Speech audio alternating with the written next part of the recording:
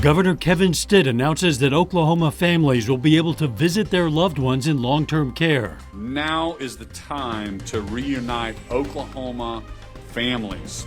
But there are some rules. Missouri Southern formulates a plan to keep students safe when they return from spring break. The 4 states' most watched news starts now.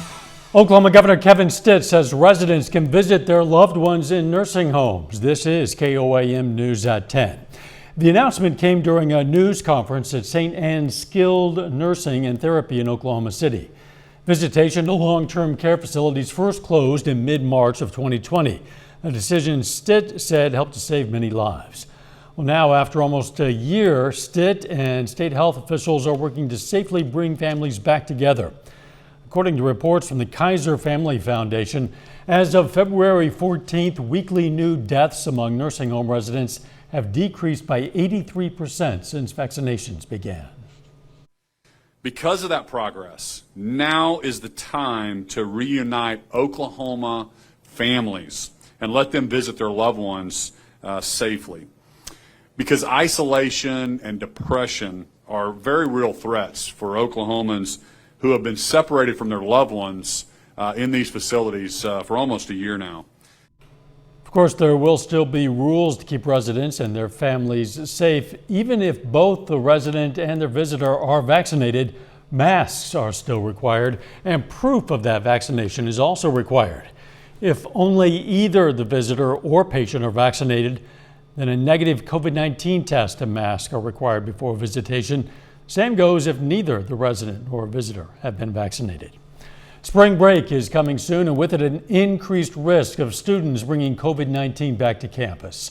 KOAM's Bronte Sorotsky looks at how MSSU will address this and try to keep their campus safe while giving students a break. Spring break is normally a time for students to have a week to unwind from the pressure of academics. For college students, it means going home or on trips. But as the pandemic lingers, doing so could potentially trigger a rise in COVID-19 cases. That's what happened at Missouri Southern last fall. So when it came to fall break, we didn't have a quarantine afterwards, and we saw that there was an increase in cases. What we did for our Thanksgiving break is that we actually took the last 2 weeks of our classes, so finals as well, and we made them online. Haley Ward, a member of the university's COVID-19 task force, says there is concern that the campus could see this again. There are definitely concerns, and that is something that we have talked about on the COVID task force. They don't know if they will have students quarantine upon their return to campus yet, but place an emphasis on using their Campus Clear app. Campus Clear is an app that our health center uses with IT to basically track our symptoms and let you know if there's anything wrong, when you should go to the health center. Due to the virus, senior pre-med student Cade Winfrey plans to stay on campus and will use the break to take care of personal business. This year I knew spring break would look a little different. So what I did is I planned all my appointments, medical and dental. He says although there is concern for a spike in cases, the break is important for students' mental health. The best option is to give students this break, because we figure at this point the most detrimental thing is endanger students' mental health. The university just hopes that anyone planning to travel for the break practices habits like mask wearing and social distancing. In Joplin, Bronte Sorotsky, KOAM News. MSSU's spring break will be from March 22nd through the 26th. And that brings us to tonight's KOAM News Now Insta poll. We're asking, has the pandemic caused you to change your spring break plans compared to last year? You can participate in the poll at KOAMnewsnow.com/vote or through the KOAM News Now mobile app. Results are updated live, and we're going to check in on them here in just a bit. All right, now let's check in with Doug Hetty. Mild temps again, but boy, it was breezy out there, Doug. Yeah, super windy for us today. Winds gusting at times 40 upwards to 50 miles per hour, and it's still super windy out there for us right now.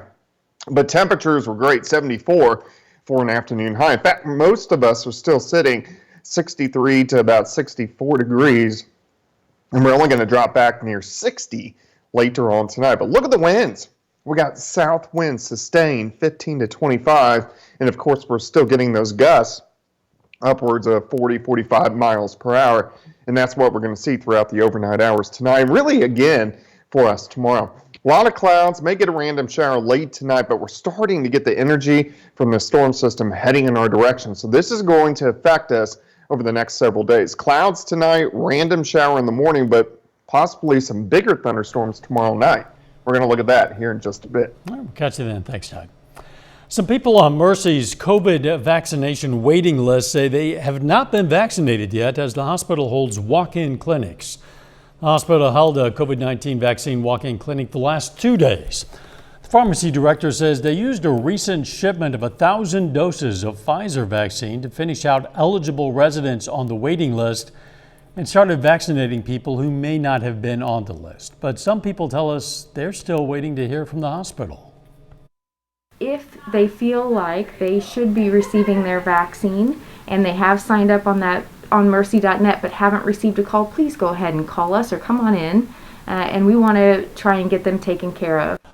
Of the roughly 1,000 doses in the last shipment, the hospital says 800 were used during the walk-in clinic. Mercy has administered roughly 10,000 doses altogether. If you have any questions for health officials and experts about the vaccine, send them our way. We've provided a form on our website for you to fill out some basic information and then pose your question. You can find the form at koamnewsnow.com/vaccine. Still ahead, opponents of a new Arkansas abortion law say they're taking the case to court. We're going to tell you why some supporters hope they do. And the U.S. House is expected to vote soon on COVID-19 relief. We'll have the latest. Joplin Chamber of Commerce President Toby Teeter is taking a shot at bringing GM to town.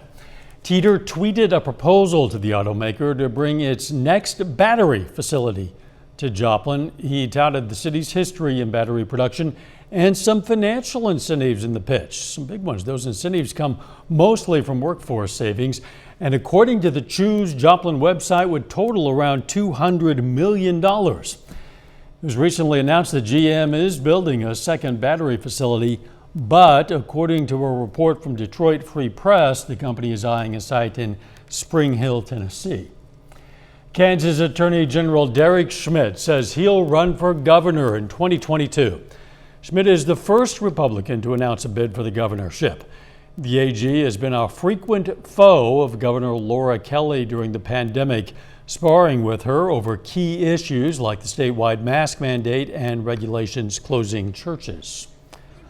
Arkansas Governor Asa Hutchinson has signed legislation banning nearly all abortions in the state. Supporters hope it'll force the U.S. Supreme Court to revisit Roe v. Wade.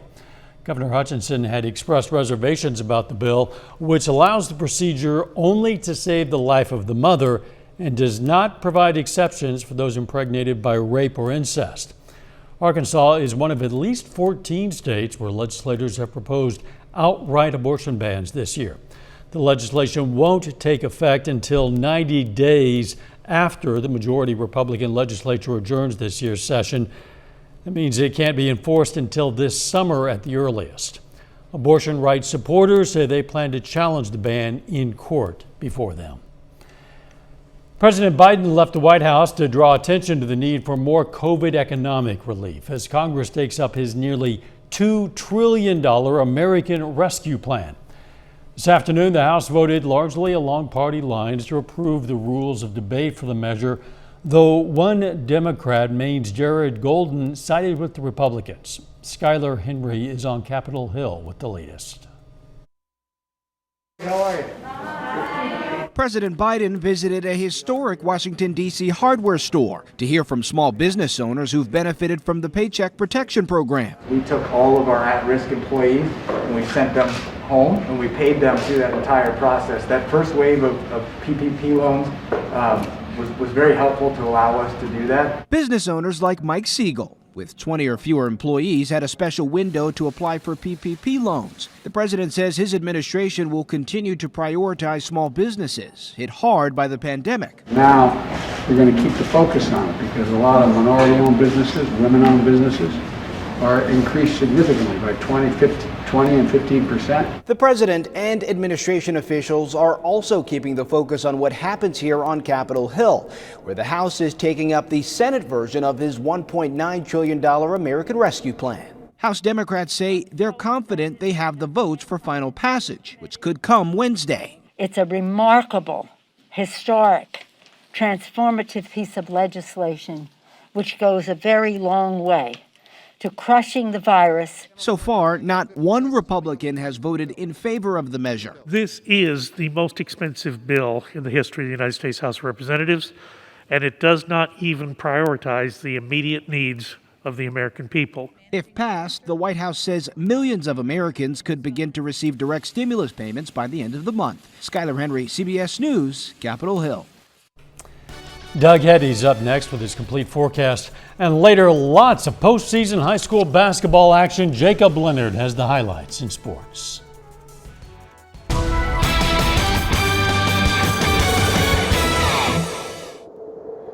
Well, it turned out to be a very mild day, but a very windy day across the region. We had plenty of sunshine through a good chunk of the day, and then some clouds started to roll in during the evening hours, but a great shot of our Indigo Sky Casino and Resort. Of course, this is our tower cam just outside of Seneca, Missouri. Look at our temps. Most of us still 63, 64, 65 degrees. I think we'll only drop back near 60 for us tonight. It's due to the winds. Look at the strong southerly winds. Still 15 to 20, upwards to 25, and then we're still getting winds that are gusting 30, 35, 40 miles per hour. So the winds are going to stay strong throughout the overnight hours tonight, and then again strong as we head into Wednesday as well. We do have a lot of clouds, not much underneath the clouds. There is a random little sprinkle or two, mainly in our northern counties, but this is just the beginning of our next storm system. In fact, the main wave is still way out to the west, really off the coast of California. You can see a little spin there just to the north of San Francisco. But what this is doing is it's taking little waves, rotating it around and spitting it out into the central plain. So we keep getting wave after wave after wave, and that main system's not even going to roll through until Sunday. So from now until Sunday, we're going to have to be dealing with this storm system. One aspect of it, the winds. Winds are gusting 40 upwards to 50 for us tonight, and then again tomorrow, right around that 40 to 45 mile per hour range. So it's going to be super strong. Clouds tonight, I think most of us dry. We may get a random shower or two in here during the morning hours. These would be very hit and miss, not a huge deal. We break out, see partly sunny skies during the afternoon, and temperatures very similar to what we saw today, starting at 60, 66 by noon, high temp of 70, but those south winds at about 20 to 30.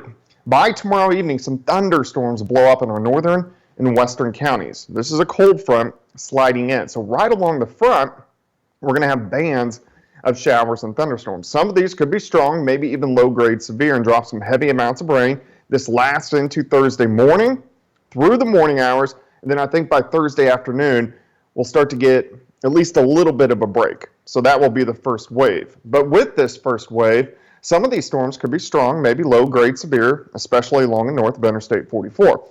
I'm going to keep all the threats low, tornado, hail, wind, rain, but still something we're going to keep our eyes on as we head into tomorrow night. Then the next wave rolls in. So this is Friday. Showers, thunderstorms. Some of these could be strong Friday, Saturday into Sunday. Another band on Saturday. Let's go to Sunday. Here comes that main system. Some of these could be severe as we head into Sunday afternoon. And then behind this system, maybe a few showers on Monday, but right behind it, our next system rolls in on Tuesday. So 70 tomorrow, some random showers, but really picking up tomorrow night. Look at our potential rainfall. So this goes from tomorrow through Sunday. So not even counting Monday and Tuesday, a lot of areas can pick up 3, 4, maybe 5 inches of rain. Cooling down a little bit as we head into the weekend. Of course, don't forget to spring forward Saturday night. We're not going to have much sunshine on Sunday, but when we get the sun back, we're going to get an extra hour of evening daylight. Yeah, it'll be a short weekend, but it's well worth the trade-off, in my opinion. Absolutely. Thanks, Doug. Coming up in sports, the Nevada Tigers hit the floor in Class 5 sectional matchup with Logan Rogersville. Plus, Colgan girls aim for their first state tournament win in program history. Jacob Leonard's up next with highlights.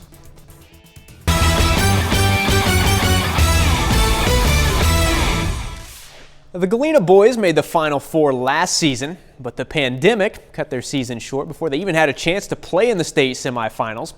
Now tonight, Galena has a shot to return to the Final Four, hosting Wellsville in the 3A quarterfinals. In the first, Brett Sarwinski reverse and the foul.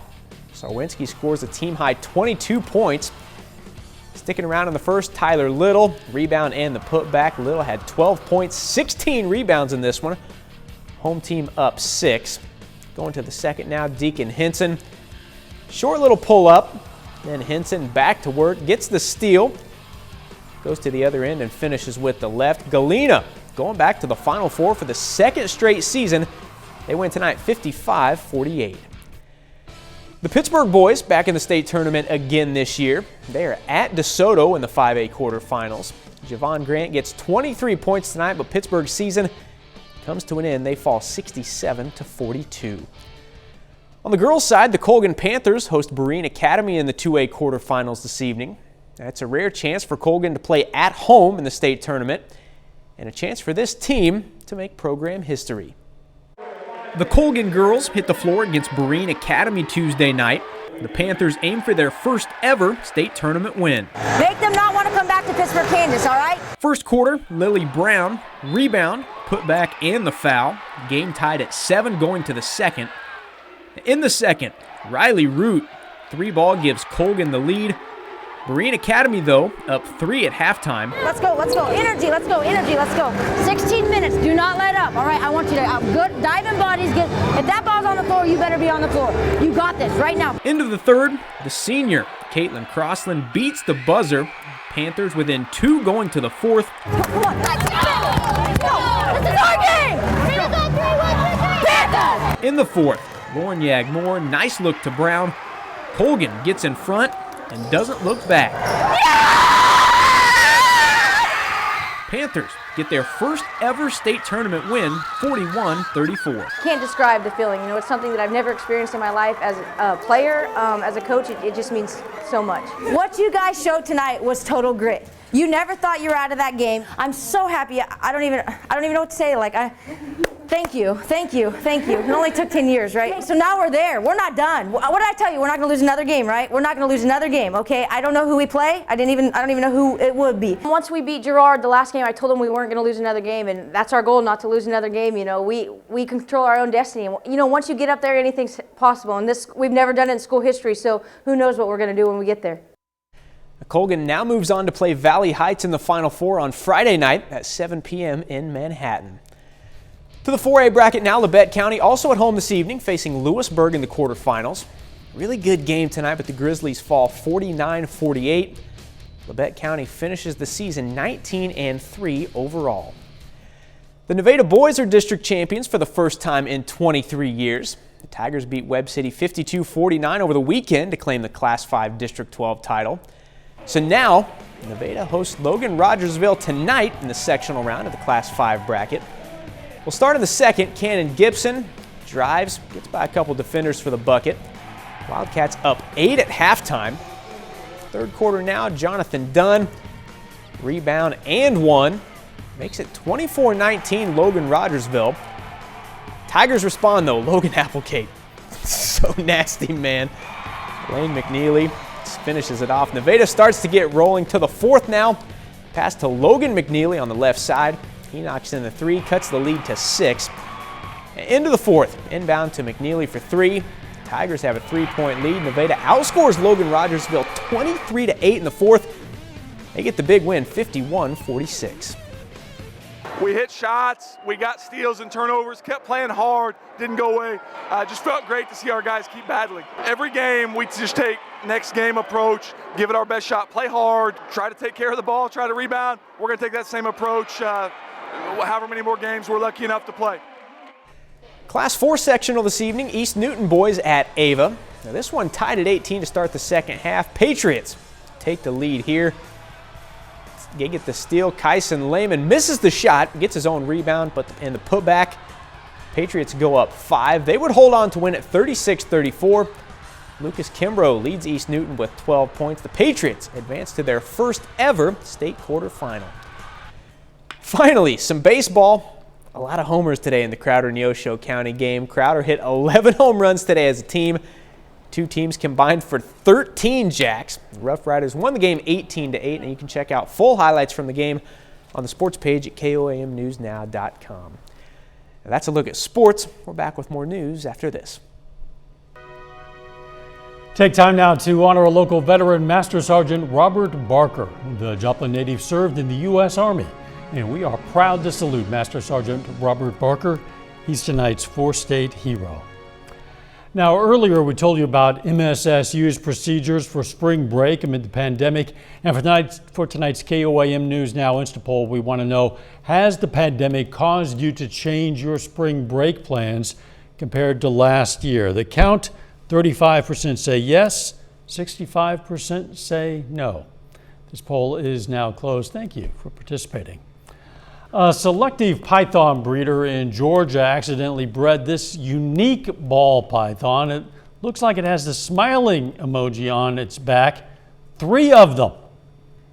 Justin Kobilka has been breeding snakes for almost 2 decades. He was actually trying to achieve just the bright golden yellow and white color combination when the snake hatched. Kobilka says 1 in every 20 animals can have a smiley face on it, but he's never seen one with 3. Patterns occur naturally from recessive mutations. He calls it an emoji ball python. The rare snake sold for about $6,000. Not the expression I would have if I were to encounter one of these things unexpectedly. Checking back with Doug for a quick look at the final weather, Doug.